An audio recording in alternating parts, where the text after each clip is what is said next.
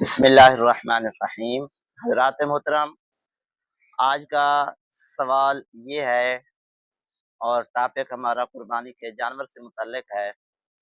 سوال یہ ہے کہ اگر کسی امیر شخص نے یعنی جس پر قربانی لازم تھی، واجب تھی، شرعیت پائی جا رہی تھی، اس نے جانور خریدا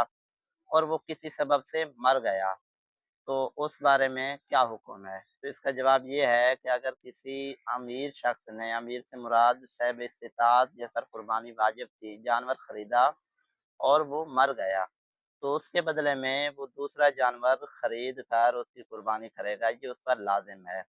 ہاں، یہ لازم نہیں ہے کہ موٹا فربا جانور ہو یا اسی قیمت کا ہو، یہ لازم نہیں، بلکہ اس سے کم قیمت کا بھی ہو سکتا ہے،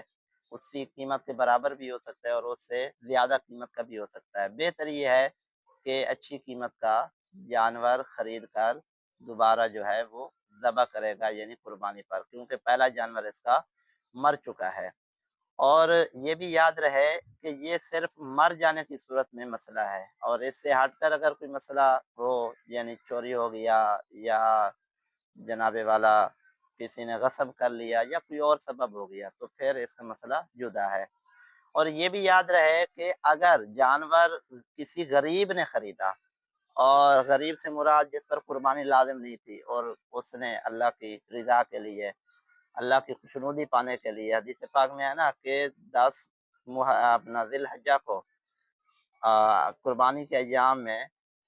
خون بہانے سے افضل کوئی نیکی نہیں ہے، تو اس کو اس نے پانے کے لیے کوشش کی، تو اگر اس نے یہ جانور خرید لیا اور پھر یہ جانور مر گیا، اور چونکہ یہ غریب تھا، اس پر یہی لازم ہو چکا تھا کہ یہ اسی کو ذبح کرے، اب یہ اگر جانور مر چکا ہے تو اس غریب پر دوبارہ جانور خرید کر قربانی کرنا لازم نہیں ہے۔ اللہ پاک ہمیں مسائل کو سمجھنے، یاد کرنے اور دوسروں تک پہنچانے والا بنائے، آمین بجاہ نبی الامین صلی اللہ علیہ وسلم۔